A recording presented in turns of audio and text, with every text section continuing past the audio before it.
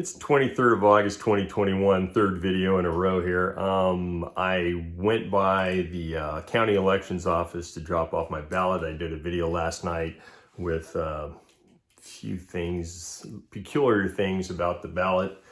That it had a sample ballot in. It was the first thing that came out of the envelope when the real ballot, the official ballot was actually wrapped inside the document that tells you where you can drop off your ballots.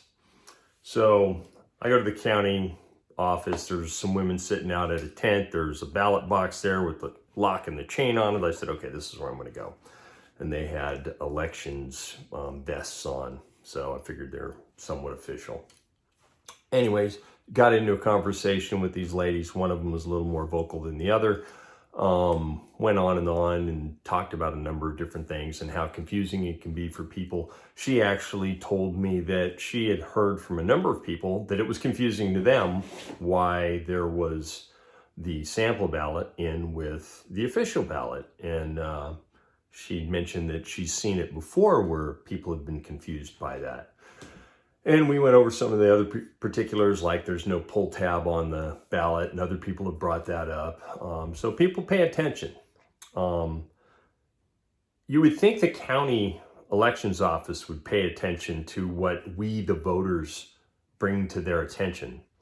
Because during the course of the conversation, I said, well, what happens if someone mistakenly, I said, my mom is 82 years old. She's only been voting since she became a citizen in 97.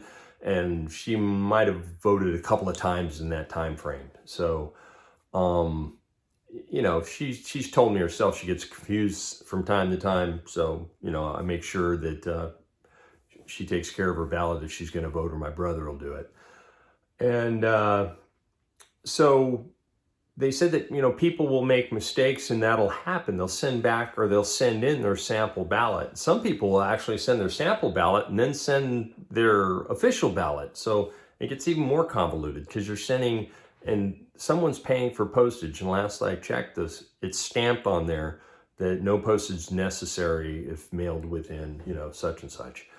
So the younger of the two women explained to me that they will take the ballots, and if they find something that's unusual, and like in the case of, you know, somebody sending in a sample ballot, they will take it and they will set it aside. Then they have to make contact with the person that voted by going to their envelope and getting their information and then sending them a notification. I once in my life, in all the elections I voted in, forgot to sign the envelope. And they sent it back, you know, and it's like when I sent mine back, I put a stamp on it. I mean, I almost felt like I was, you know, I'm the one that made the mistake. Why shouldn't I then therefore pay for it? But, you know, how many people, because it seems to be a reoccurring problem, do that and they send in the wrong ballot, they send in the sample, then the county has to take time. And what if it comes in close to election day? So those are going to then sit to the side while they deal with counting all the other ballots that have come in, the official ballots that come in, and those numbers will, you know, be tallied up, and whatever the initiative is, or the person running for office, you might win an election, but then you find out, you know, 2,000 people use their sample ballots, and then you get it taken away from you on election, you know, a week or two after election night. Because they like to call the races within, you know, a half hour after the polls close, it seems. So it seems like it's a make-work program for the people that work in the elections office, because that creates and generates a certain amount of extra work that they wouldn't necessarily have to do if they just sent the official ballot with the literature and so forth that they're going to send out to people. It doesn't make any sense to me whatsoever. You can go online or whatever. I mean, the booklet that they send you that usually gives you the information on the candidates and so forth, their bios or whatever information they've submitted, that came 2 days after I got my ballot. And typically I'd take my ballot and I'd fill it out and then boom, it's off. But then like 2 days later, we got the information booklet.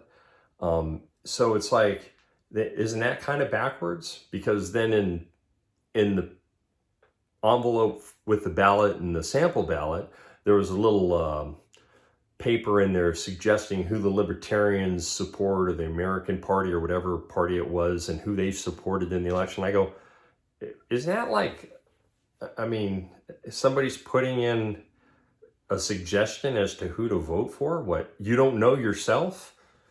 I think if you don't know who you're voting for or why you're voting for them well before election day, you shouldn't vote.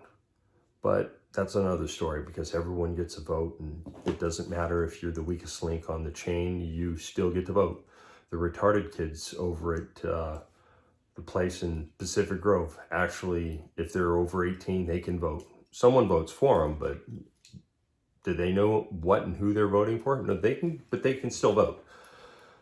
Anyways, back on the subject of the information, you know, it causes so many problems, or potential problems, that I see it as that it generates work for the county employees, or the people that are working at the elections office. They have to follow up on all this. There's the mailing, there's the time, there's the effort.